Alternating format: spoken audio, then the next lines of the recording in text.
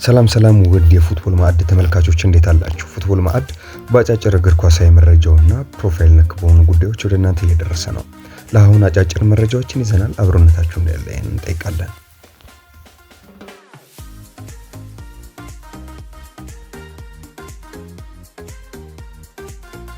በእግር ኳሳዊ መረጃችን በቅድሚያ የምናየው የእግር ኳስ ኮከቡ ክርስቲያኖ ሮናልዶ የፊልም ኩባንያ ስለመክፈቱ ይሆናል።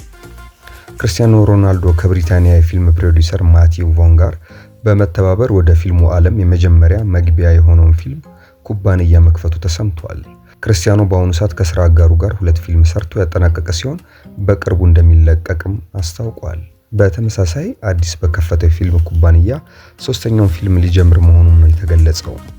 ክርስቲያኖ ሮናልዶ ስለ አዲስ የፊልም ኩባንያው ሲናገር ይህ አዲስ የሥራ ዘርፍ በጣም አስደሳች የህይወት ምዕራፍ የሚከፍትልኝ ይሆናል ብሏል።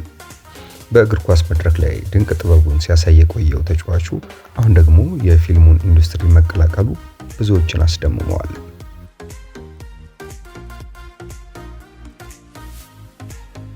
በቀጣይ መረጃችን የአርሰናልን የዝውውር ኢላማዎች እናያለን። ስፔናዊው የበርንማውዝ የተከላካይ ስፍራ ተጫዋች ዲን ሃይሰን በታላላቅ የአውሮፓ ክለቦች ኢላማ መደረጉ ዘ አትሌቲክ አስነብቧል።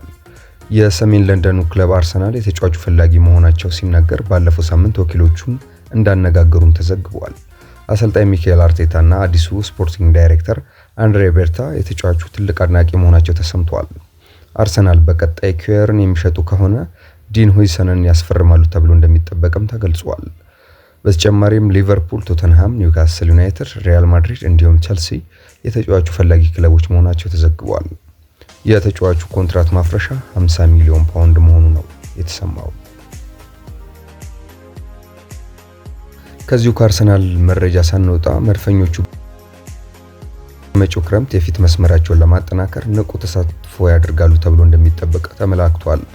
መድፈኞቹ በአሁኑ ወቅት ቤንጃሚን ሴስኮ ላይ ጥርጣሬ እንዳደረባቸው ሲነገር ተጫዋቹ በቀዳሚነት ከያዙት የአጥቂ ዝርዝር እንደማይገኝም ነው ዘ አትሌቲኮ በዘገባው ያመለክተው።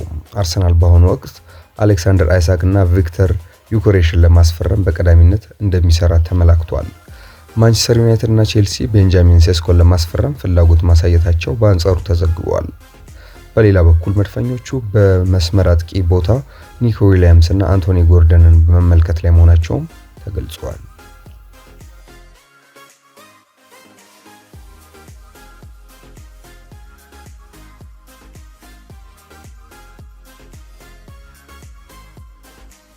ወደ ሪያል ማድሪድ እናልፋለን።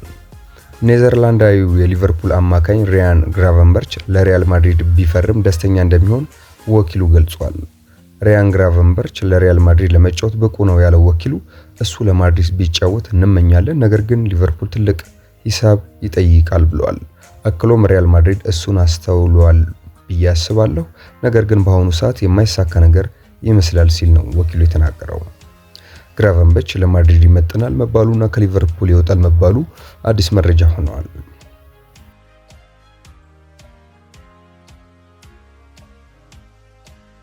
የኔማንያ ማቲች እና የኦናናን ፍጥጫ እናያለን።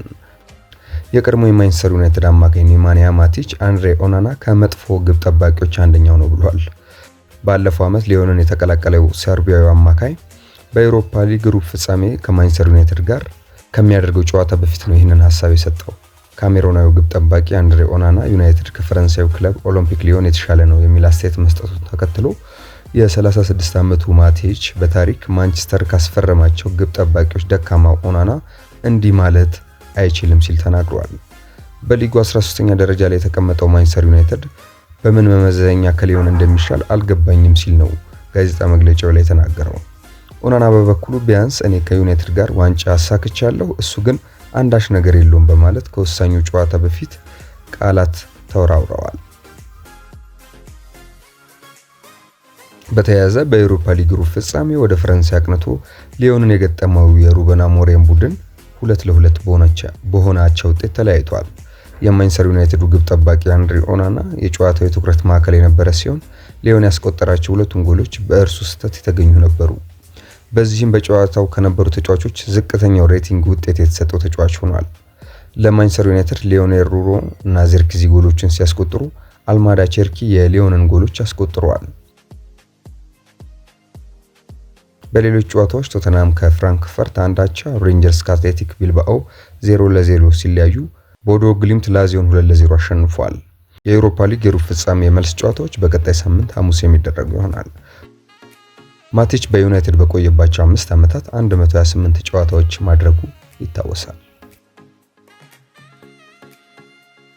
ውድ የፉትቦል ማዕድ ተከታዮች፣ ፉትቦል ማዕድ በአጫጭር እግር ኳሳዊ መረጃዎች ወደ እናንተ ደርሷል። ከሌሎች ጥንቅሮች ጋር አብራችሁን ቆዩ። ሰላም።